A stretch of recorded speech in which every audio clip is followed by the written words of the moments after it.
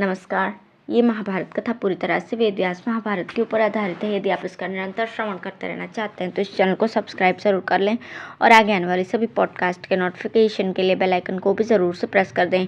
अब हम सुनेंगे ज्ञान द्वारा मोक्ष की प्राप्ति, ध्यान के सहायक योग और 7 प्रकार की धारणाओं का वर्णन। व्यास जी कहते हैं, पुत्र, यदि मोक्ष प्राप्त करने की इच्छा हो तो मनुष्य को ज्ञानवान होना चाहिए। जैसे समुद्र की ऊंची नीची लहरों में डूबता उभरता हुआ मनुष्य नाव मिल जाने पर उसके पार हो जाता है, उसी प्रकार संसार सागर से पार होने के लिए भी बुद्धिमान पुरुष को ज्ञान रूपी नौका का सहारा लेना चाहिए। जो ज्ञानी है वो ज्ञानमयी नौका की सहायता से अज्ञानियों को भी भवसागर से पार करा देता है।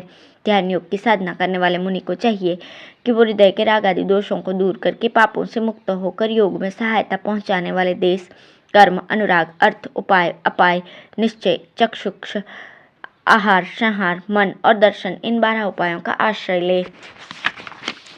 जिसे उत्तम ज्ञान प्राप्त करने की इच्छा हो अर्थात मोक्ष, उसे बुद्धि के द्वारा मन और वाणी को जीतना चाहिए। मनुष्य शूरवीर हो या दुखी, वो इस प्रकार की साधना से जरा और मृत्यु रूप दुर्गम समुद्र के पार हो जाता है। उपर्युक्त रूप से योग में प्रवृत्त हुए पुरुष को यदि ब्रह्म ज्ञान की इच्छा हो तो वो वैदिक कर्म फलों की सीमा को भी लांघ जाता है। अक्षर ब्रह्म को प्राप्त करने की अभिलाषा वाले पुरुष को जिस प्रकार शीघ्र सफलता मिल सकती है वो उपाय मैं भी बता रहा हूँ। किसी एक विषय में चित्त को स्थापित करने का नाम है धारणा। ये धारणाएं 7 प्रकार की होती हैं। साधक को मौन होकर यम नियम का पालन करते हुए इनका अभ्यास करना चाहिए। दूर और समीप के भेद के साथ ही अवान्तर धारणाएं भी होती हैं, उन्हें प्रधारणा कहते हैं।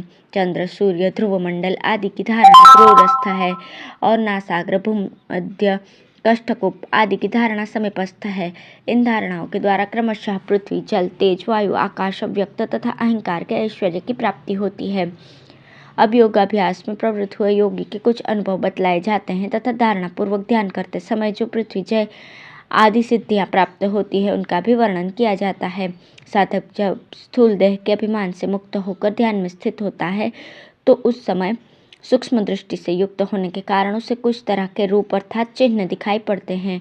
प्रारंभ में पृथ्वी की धारणा करते समय मालूम होता है कि कुहरे के समान कोई सूक्ष्म वस्तु संपूर्ण आकाश को आच्छादित कर रही है। यह पहला रूप है। जब कोहरा निवृत्त हो जाता है तो दूसरे रूप का दर्शन होता है। वो अपने देह के भीतर तथा संपूर्ण आकाश में जल ही जल देखता है। यह अनुभव जल तत्व की धारणा करते समय होता है।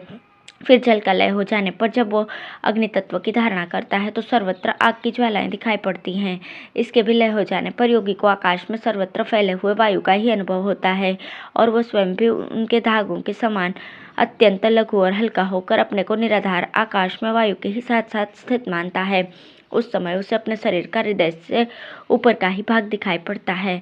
इस प्रकार तेज का संहार करके जब योगी वायु पर विजय प्राप्त करता है तो वायु का सूक्ष्म स्वरूप आकाश में लीन हो जाता है और केवल छिद्र रूप नीलाकाश मात्र शेष रहता है। उस अवस्था में ब्रह्म भाव को प्राप्त होने की इच्छा रखने वाले योगी का चित्त अत्यंत सूक्ष्म हो जाता है। उसे अपने स्थूल रूप का तनिक भी भान नहीं होता। इन सब रूपों अर्थात चिन्हों के दिखाई देने के पश्चात योगी को जो जो फल प्राप्त होते हैं उन्हें सुनो। पार्थिव ऐश्वर्य की सिद्धि हो जाने पर योगी को सृष्टि करने की शक्ति आ जाती है।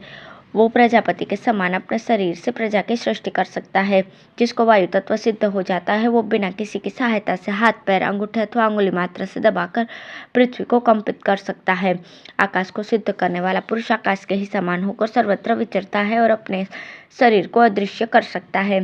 जिसका जल तत्व पर अधिकार हो जाता है वो इच्छा करते ही बड़े बड़े जलाशयों को भी पी सकता है। अग्नि तत्व को सिद्ध कर लेने पर वो शरीर को इतना तेजस्वी बना लेता है कि कोई उसकी ओर आंख उठाकर दिख भी नहीं सकता। फिर तेज को शांत कर लेने पर भी वो दिखाई देता है। अहंकार को जीत लेने पर 5 भूत योगी के वश में हो जाते हैं। पंचभूत और अहंकार, इन 6 तत्वों का आत्मा है बुद्धि। उसको जीत लेने पर संपूर्ण ऐश्वर्यों की प्राप्ति भी हो जाती है। उस समय विशुद्ध ज्ञान प्राप्त होता है। जिसने ममता और अहंकार का त्याग कर दिया है, जो शीत उष्ण आदि द्वंद्वों को समान भाव से सहता है, जिसके संशय दूर हो गए हैं, जो कभी क्रोध और द्वेष नहीं करता, झूठ नहीं बोलता, किसी की गाली सुनकर और मार खाकर भी उसका अहित नहीं सोचता, सब पर मित्र भाव ही रखता है, जो मन, वाणी और कर्म से किसी जीव को कष्ट नहीं पहुंचाता और सब प्राणियों पर समान भाव रखता है, वही योगी ब्रह्म भाव को प्राप्त होता है। जो किसी वस्तु की इच्छा नहीं करता, जीवन निर्वाह मात्र के लिए जो कुछ मिल जाता है उसी पर संतोष करता है। जो निर्लोभ, निश्चिंत, जितेंद्रिय और पूर्ण काम है, सब प्राणियों पर समान दृष्टि रखता है। मिट्टी के ढेले, पत्थर और सुवर्ण को एक सा समझता है। जिसकी दृष्टि में प्रिय और अप्रिय का भेद नहीं है। जो धीर है, निंदा और स्तुति का जिसके चित्त पर कोई प्रभाव नहीं पड़ता। जो कामनाओं की इच्छा न रखकर दृढ़ता के साथ ब्रह्मचर्य व्रत का पालन करता है तथा किसी भी जीव की हिंसा नहीं करता, ऐसा ज्ञानवान योगी ही संसार से मुक्त हो सकता है।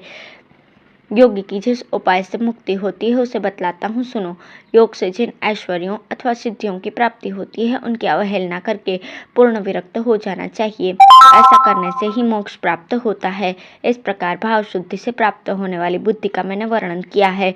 जो उपयुक्त रूप से साधना करके द्वंद्वों से रहित हो जाता है वही ब्रह्म भाव को प्राप्त होता है। धन्यवाद।